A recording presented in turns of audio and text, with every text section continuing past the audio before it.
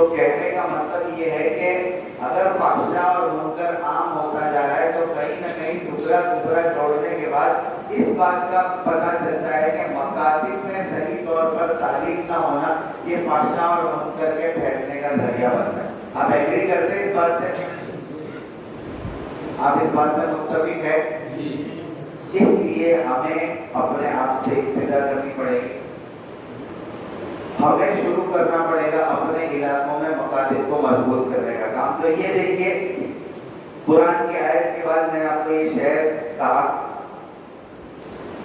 ये Chinese proverb एक जिक्र किया गया है, when the winds of change blow some people build walls, other build windmills। कहीं पर भी अंग्रेजी अगर आपको नजर आ रहा है तो आप बिल्कुल ऐसा से कंपनी में मत चले जाना कि हमें तो अंग्रेजी आती है, मैं हर चीज आपको तर्जमा करके भी बता रहा हूँ, ठीक है।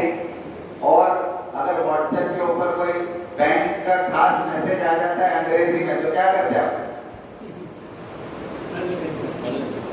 झक मार के पढ़ते हैं ना, उसको पढ़ना ही पड़ता है, कैसे भी पढ़ेंगे, क्यों, उसकी जरूरत है।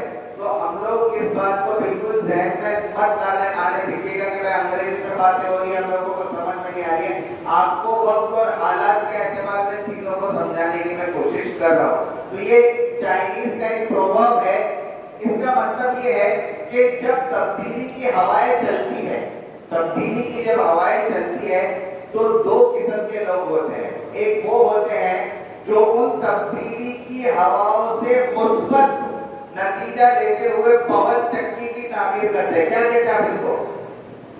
पवन चक्की क्या कहते हैं आप लोग यहाँ इलाके में? पावर हाउस कहते हैं इसको। विंड मिल कहा जाता है, पवन चक्की कहा जाता है, जिससे पावर जनरेट होता है। तो जब हवाएं तेज होती है, तब्दीली की हवाएं, तो दो किस्म के लोग होते हैं। एक उन तब्दीली की हवाओं से मुस्बत फायदा उठाते हुए पवन चक्की तामीर करते हैं ताकि पावर जनरेट कर सके, और दूसरी किस्म के वो लोग होते हैं जो उन तब्दीली की हवाओं को मनफी समझते हैं। वो समझते हैं कि भाई ये नुकसान पहुंचाएगी, तो उनसे बचने के लिए वो दीवारें तामीर करते हैं। तो दो किस्म के लोग आपको मिलेंगे, पॉजिटिव सोच वाले और नेगेटिव सोच वाले, मुस्बत ज़हनियत रखने वाले और मनफी ज़हनियत रखने वाले। अपने इर्द गिर्द आप मुस्बत ज़हनियत रखने वाले लोगों को जमा करिए ताकि आपको कामों में आसानियां मिले।